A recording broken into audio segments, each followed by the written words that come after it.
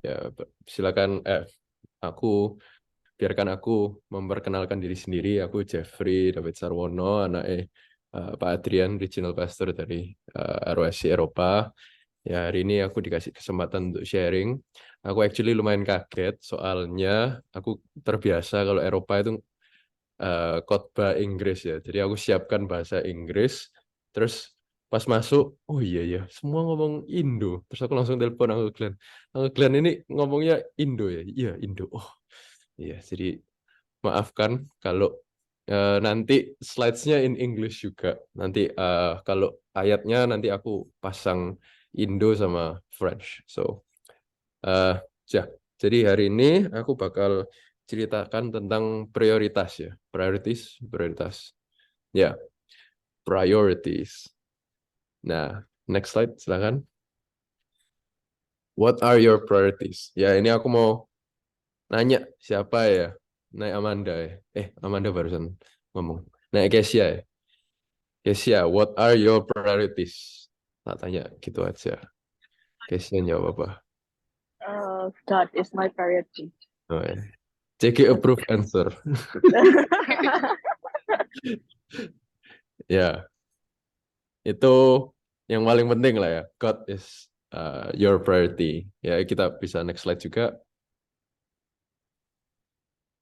Ini the very typical list untuk priorities dalam hidup kita itu apa? Yaitu God nomor 1, family nomor 2, work nomor 3, terus ministry. Nah, hari ini aku bakal diskusi kenapa sih Tuhan itu harus yang nomor 1. Nah, kita belajarnya dari Daniel. Nah, ini slide-nya ini semua Inggris. Biarkan aku screen share aja ya. Aku sudah siapkan ya. Bentar. Loh. Mm, mm, mm.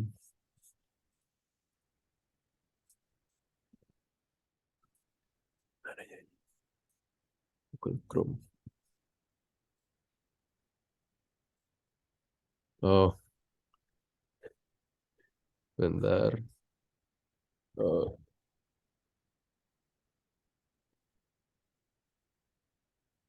oh, oke. Never mind. Oke, aku nggak bisa screen share. Ya, ya sudah yang Inggris saja. Ya, aku bacakan Indonya ya. Jadi silakan kita buka Daniel 6. Kita baca seluruhan. Jadi Daniel 6 dari 1 sampai 29. Kita baca bareng. Actually, aku bisa-bisa aja deh. Nanti aku baca 4 pertama, terus nanti aku suruh siapa ya? Aku kenal Kak Dea mungkin bisa bantu baca 5 5 sampai 10 terus nanti gantian lagi ya. Oke. Biarkan aku baca dulu. Oke. Darius, orang Media, menerima pemerintahan ketika ia berumur 62 tahun. Lalu berkenanlah Darius mengangkat 120 wakil-wakil raja atas kerajaannya. Mereka akan ditempatkan di seluruh kerajaan.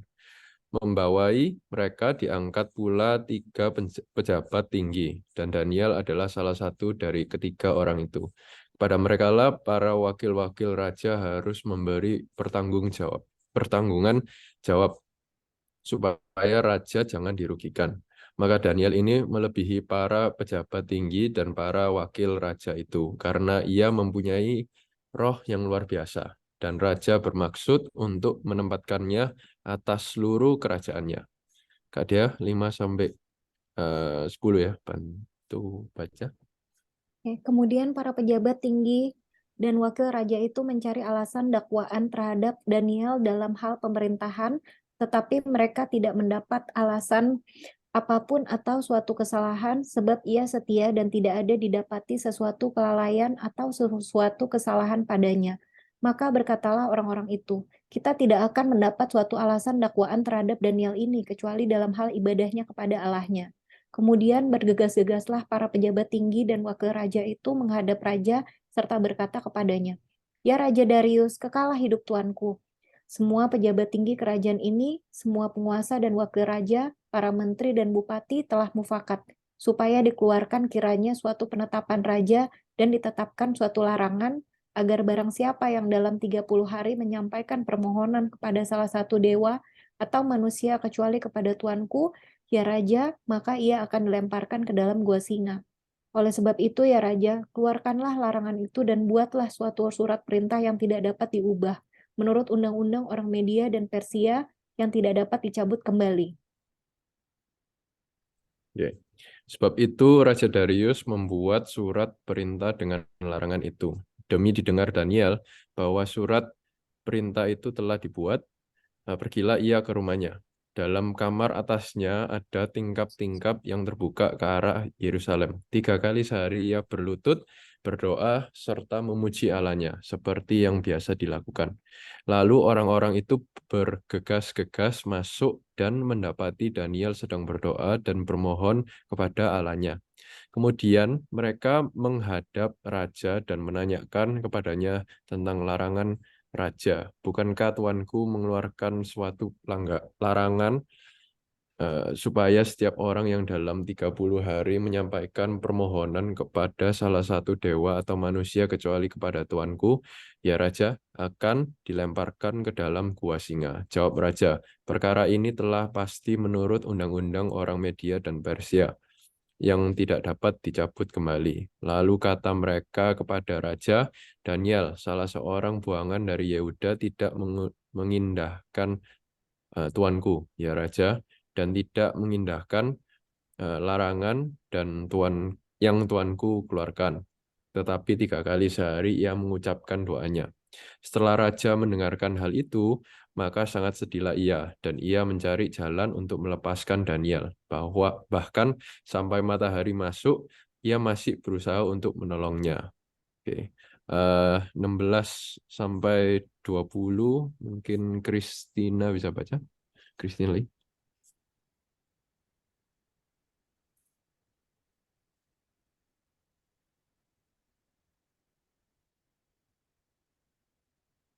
Aku bisa baca ayat berapa, Jeff?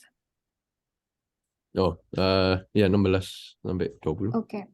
Lalu bergegas-gegaslah orang-orang itu menghadap raja serta berkata kepadanya, ketahuilah ya raja, bahwa menurut undang-undang orang Media dan Persia, tidak ada larangan atau penetapan yang dikeluarkan raja yang dapat diubah. Sudah itu raja memberi perintah, lalu diambillah Daniel dan dilemparkan ke dalam gua singa. Berbicaralah raja kepada Daniel, Allahmu lah, Allahmu yang kau sembah dengan tekun, dialah kiranya yang melepaskan engkau. Maka dibawalah sebuah batu dan diletakkan pada mulut gua itu, lalu raja mencap itu dengan cincin meterainya dan dengan cincin meterai para pembesarnya, supaya dalam hal Daniel tidak dibuat perubahan apa-apa. Lalu pergilah raja ke istananya, dan berpuasalah ia semalam-malaman itu. Ia tidak menyuruh datang penghibur-penghibur, dan ia tidak dapat tidur. Pagi-pagi sekali ketika fajar menyingsing, bangunlah raja dan pergi dengan buru-buru ke gua singa.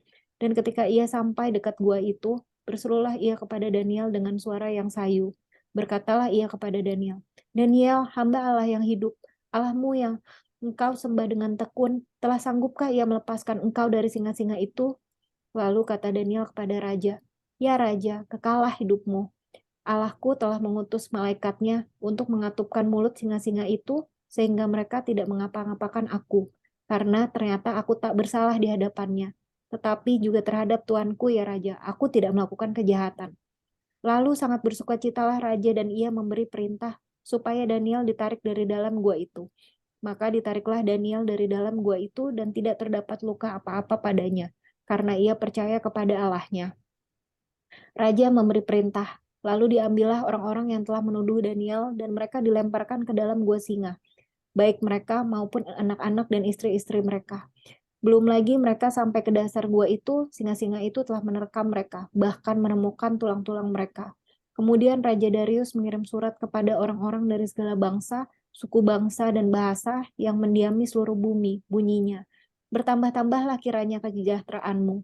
Bersama ini kuberikan perintah bahwa di seluruh kerajaan yang kukuasai orang harus takut dan gentar kepada Allahnya Daniel, sebab dialah Allah yang hidup, yang kekal untuk selama-lamanya. Pemerintahannya tidak akan binasa dan kekuasaannya tidak akan berakhir. Dia melepaskan dan menolong dan mengadakan tanda dan mujizat di langit dan di bumi. Dia yang telah melepaskan Daniel dari cengkaman singa-singa. Dan Daniel ini mempunyai kedudukan tinggi pada zaman pemerintahan Darius dan pada zaman pemerintahan Koresh, orang Persia itu. Thank you, Kak Dea. Demikian Mas Sabda Tuhan. Oke, jadi ya ini cerita yang lumayan terkenal sekali, ya toh, Daniel in the Lion's Den di Gua Singa. Nah, kok bisa sih ini ceritanya seluar biasa itu? Kenapa? Soalnya salah satu jawaban paling gampang, Daniel mengutamakan Tuhan sebagai prioritas pertamanya. Ya, kita bisa lihat dari atas ya, dari atas Daniel itu ada kesempatan untuk ya prioritas itu bisa banyak dalam hidup sekuler, banyak hal lain yang bisa Tuhan di-replace, dan itu contoh salah satu ya paling gampang kan keluarga, gitu. Orang sekuler pasti mau main keluarga. Kedua, karir, gitu. Karir, kerja keras untuk mendapatkan duit atau yaitu fame, ke apa namanya, nama lah, nyari nama untuk jadi terkenal. Nah, di kehidupannya Daniel ini kita bisa lihat dua hal yang dia coba bisa replace Tuhan dengan itu. Ya, salah satunya adalah pekerjaannya, ya toh. Darius the Mede, raja orang Media ini, dia punya 120 provinces. Provinces apa ya? Wakil-wakil raja, ya toh. Jadi dia ini sangat besar pas itu. Salah satu yang paling besar itu yaitu Darius sekarang ini. Nah, dia suruh 3 orang penjabat untuk mewakili 120. Jadi kira-kira satu penjabat itu bisa handle 40 wakil-wakil raja. 40 wakil-wakil raja itu banyak. Jadi ini bukan cuman kayak CGL, ini kayak coach gitu lah ya. Dia ini coach, dia leader oleh orang leader. Ya, dia leader of leaders. Jadi dia ini bukan orang kecil ya. 40 dia mewakili 40 wakil-wakil raja. Jadi pokoknya karirnya itu sangat besar. Dan bukan itu aja, nanti di ayat 14 dia itu juga teman dekatnya raja. Kalau kita bisa lihat nanti di ayat 14 ketika Daniel dimasuki gua singa, rajanya ini sangat gelisah ya toh. Jadi rajanya ini care a lot about Daniel ya toh. Jadi dia prioritas coba aku ngomong coba itu sangat Surabaya, maafkan ya. Harusnya dia itu ada opportunity untuk mementingkan temannya, yaitu mungkin the king, atau mementingkan karirnya, uangnya atau fame-nya lah, yaitu saya paketkan jadi satu. Tapi Daniel ini mementingkan Tuhan. Kenapa sih? Kita bisa lihat di sini. Ya, ini the other administrators, penjabat yang lain itu kan jealous itu apa ya?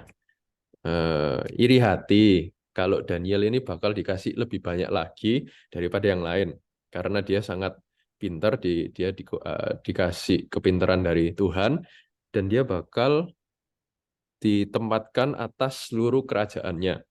Nah, yang lucu itu ya, ini kan kita bisa translate ini ke politik Indonesia sekarang.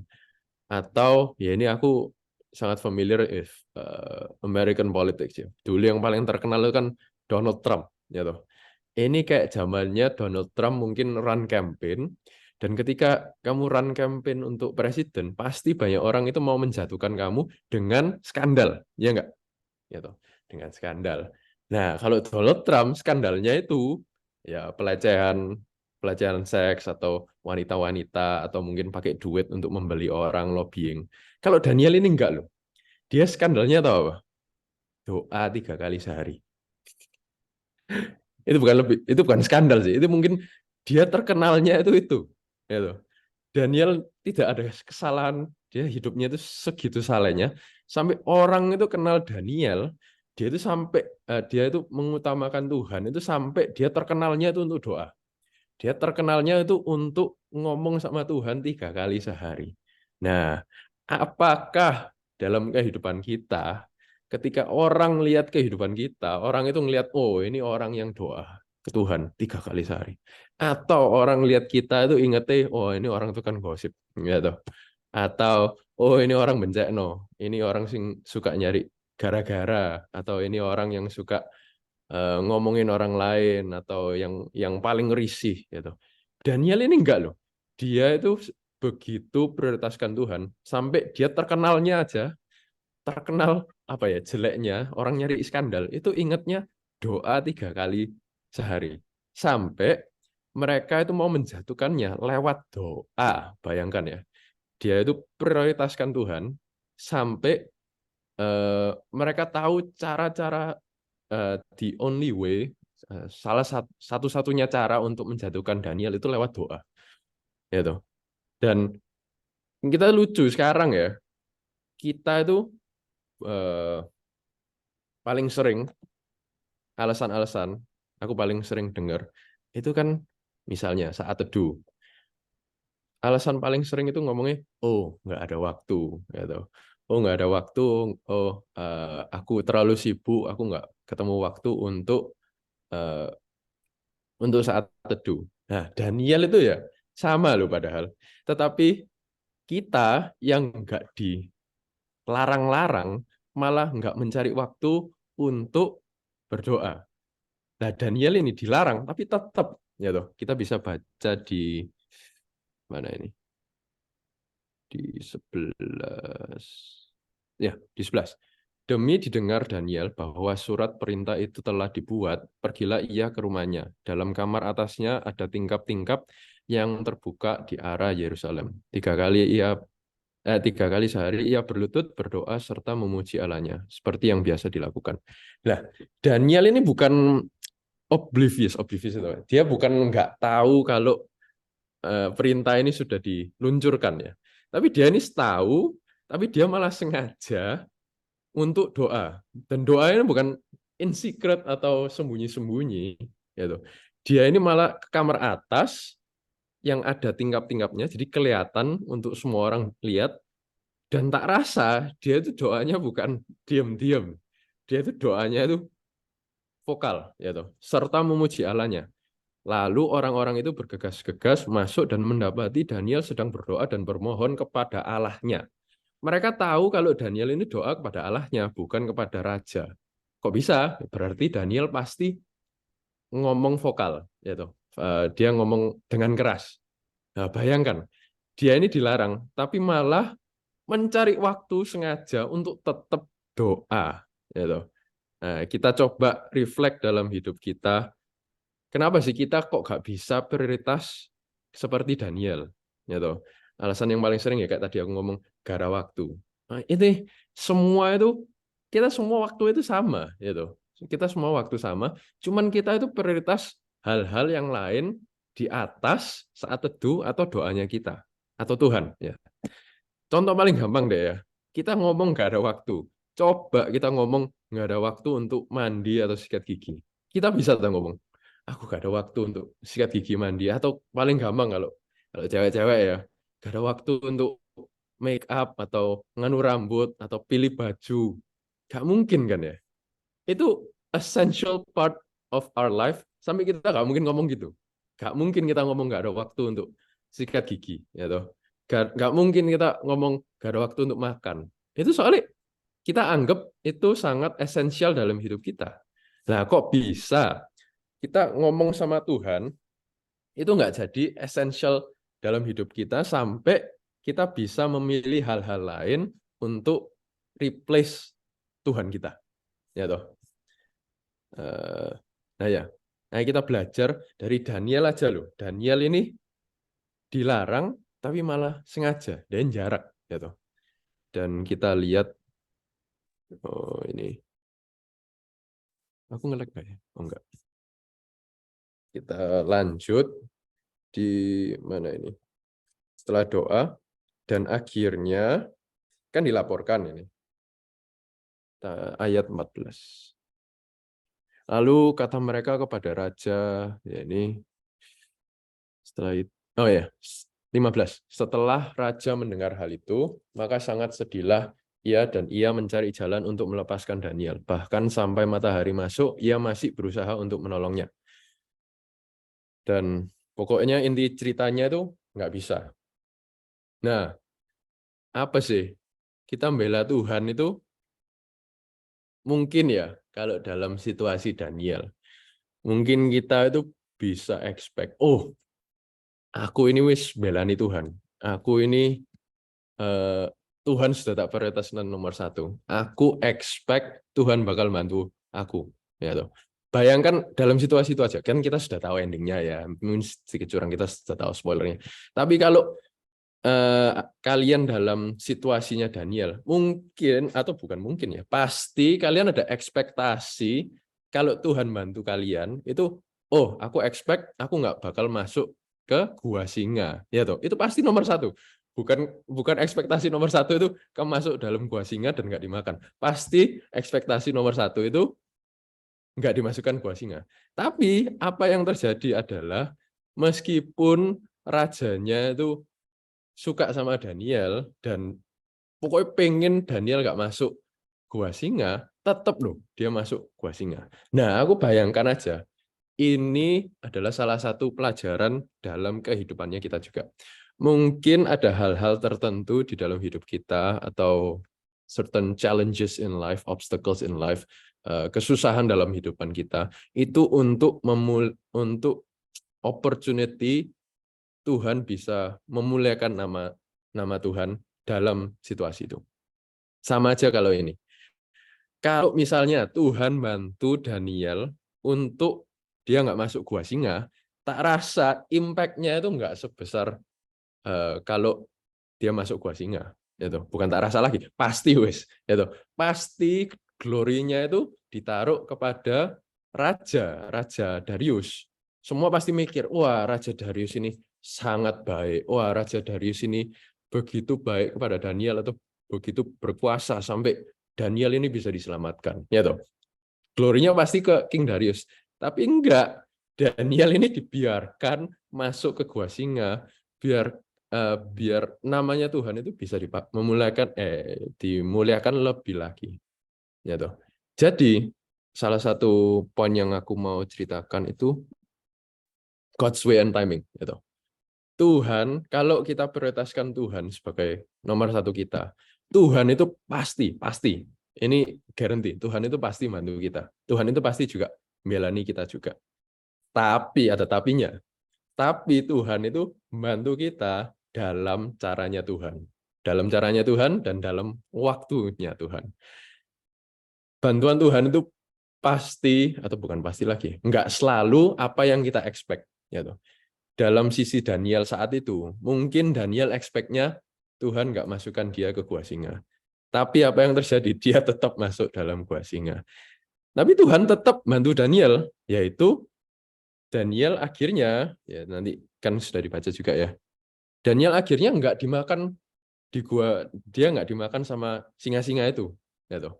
Jadi Tuhan tetap bantu, tapi nggak dalam cara yang kita expect ya toh. Berapa kali di dalam hidup kita mungkin kita itu doa ke Tuhan, oh Tuhan tolong aku dengan ini, oh Tuhan apa, dan banyak orang di dunia ini mungkin itu mereka kecewa ketika mereka doa kepada Tuhan dan nggak diturutin. Padahal realitanya Tuhan itu loh selalu membantu kita gitu. Tapi cuman nggak dalam apa yang kita expect. Karena Tuhan mau memakai kelemahan kita atau kesusahan kita itu untuk dipakai Tuhan untuk memuliakan nama lagi. Nah, kita bisa lihat di sini ketika Daniel nggak dimakan Tuhan, Raja Darius ini memuliakan nama Tuhan. Nah, kita lihat di 26 ya. Di ayat 26. Bertambah-tambahlah kiranya kesejahteraanmu. Bersama ini kuberikan perintah bahwa di seluruh kerajaan yang kukuasai orang harus takut dan gentar kepada Allahnya Daniel, sebab dialah Allah yang hidup, yang kekal untuk selama-lamanya. Perintahnya tidak akan binasa dan kekuasaannya tidak akan berakhir. Dia melepaskan dan menolong dan mengadakan tanda dan mujizat di langit dan di bumi. Dia yang telah melepaskan Daniel dari cengkaman singa-singa. Ya toh.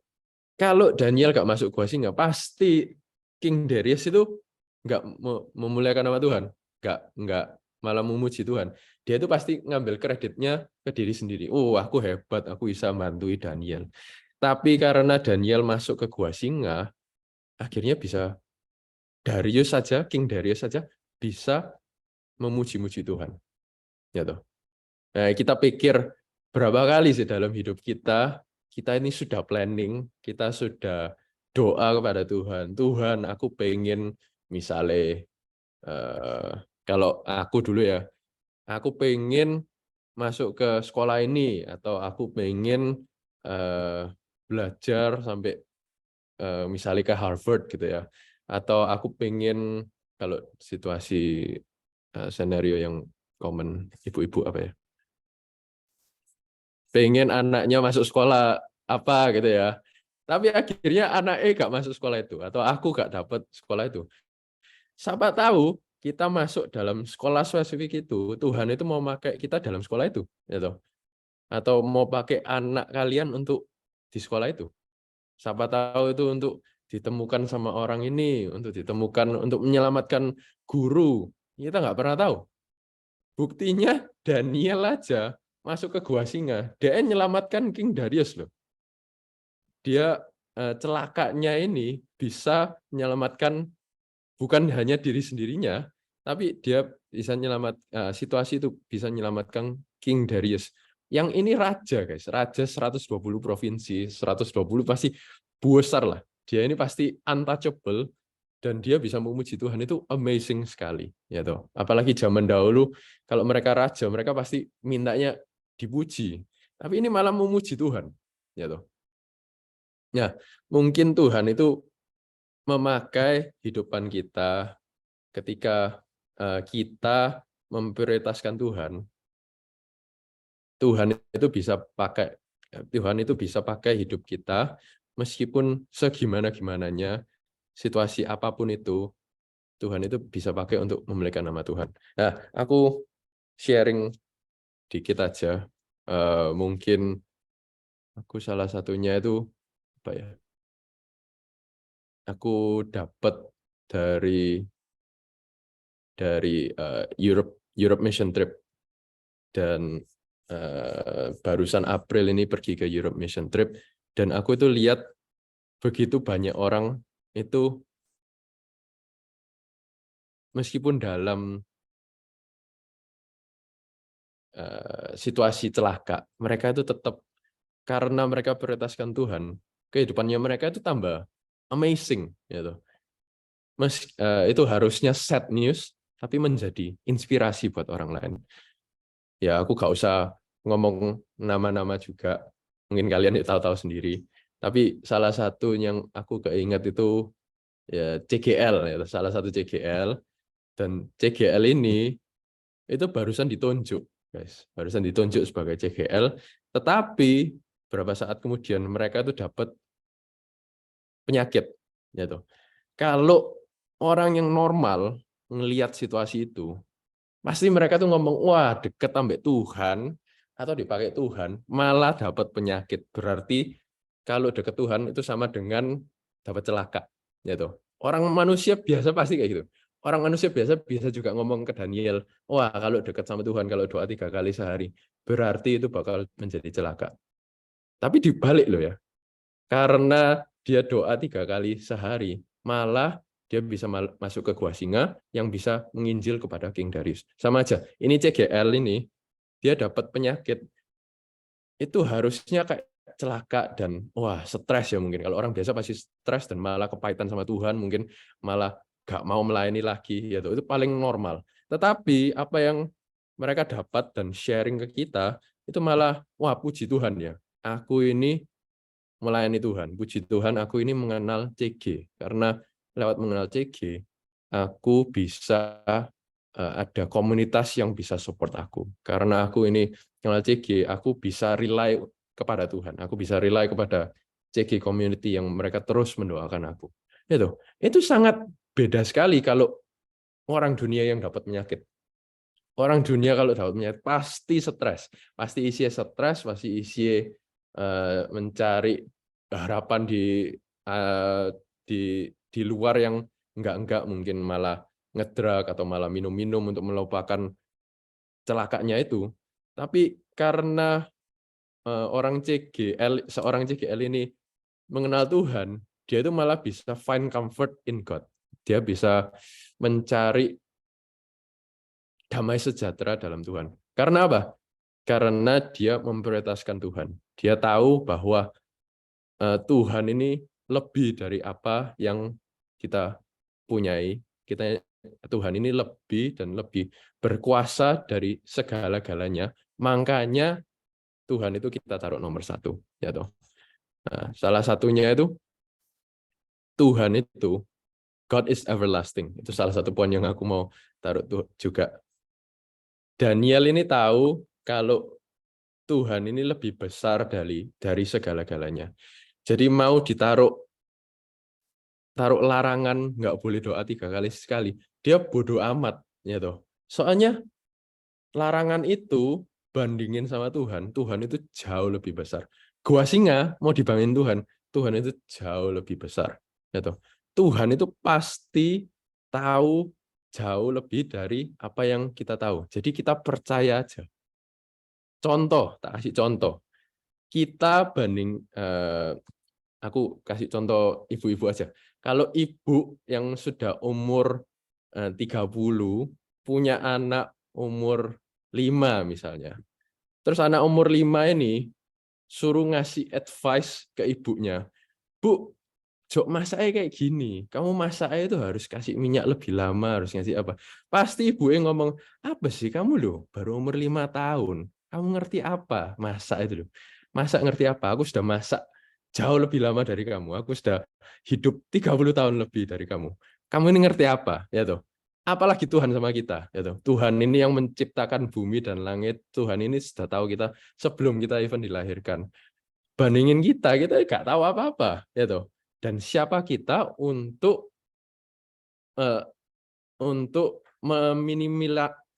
minimize Tuhan di dalam hidup kita, ya toh. Makanya kita harus taruh Tuhan sebagai nomor 1 kita. Kita harus percaya kepada Tuhan, dan perspektif kita dibandingin Tuhan itu jauh lebih kecil. Makanya kita harus taruh Tuhan sebagai nomor 1. Soalnya dia lebih tahu lagi. Dia yang merencanakan semuanya. Gitu.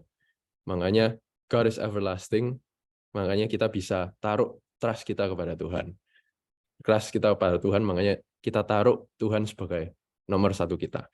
Dan kita bisa percaya kepada Tuhan bahwa Tuhan itu bakal membantu kita, tapi dengan caranya Tuhan dan timingnya Tuhan.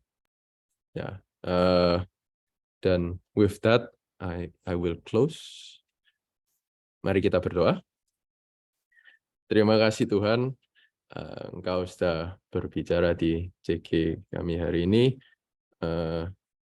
Kami mau belajar dari Daniel untuk selalu memprioritaskan Tuhan sebagai nomor 1 kita. Kita nggak mau prioritaskan keluarga kita lebih dari Tuhan, kita nggak mau prioritaskan karir kita daripada Tuhan, tapi kita mau percaya kepada Tuhan, karena kita tahu Engkau lebih besar daripada hidup kita, Engkau lebih besar daripada kerjaan kita, Engkau lebih besar daripada keluarga kita, Tuhan.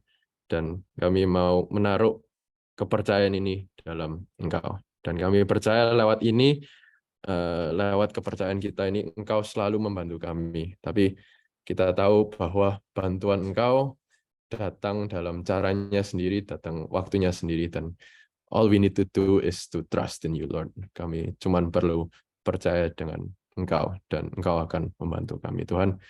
Dan kami percaya kita mau dipakai kehidupan kita seperti Daniel, di mana kehidupan kita mungkin ada celakanya sendiri, mungkin ada unfortunate events-nya sendiri. Tapi lewat kelemahan kita, lewat kehidupan yang celaka kita ini bisa menginjil ke orang lain. pakailah kehidupan kita untuk menginjil orang lain. Mungkin orang lain yang kita tidak expect untuk menginjil, tetapi pakailah hidup kami untuk keluarga kita, untuk teman-teman kerja kita, untuk teman-teman kita, untuk anak-anak kita, Tuhan. Dan kami percaya kita mau pakai hidup kita, kita mau devote our life untuk Tuhan, untuk visi kerajaan surga. Dan terima kasih Tuhan, ketika sekarang kita mau dalam breakout room, kita mau sharing-sharing testimoni, berkati semua mulut-mulut yang bakal sharing, biarkan kita saling menguatkan di CG ini Tuhan. Terima kasih Tuhan, dalam Yesus kami berdoa, amin. Thank you, saya kasih kembali.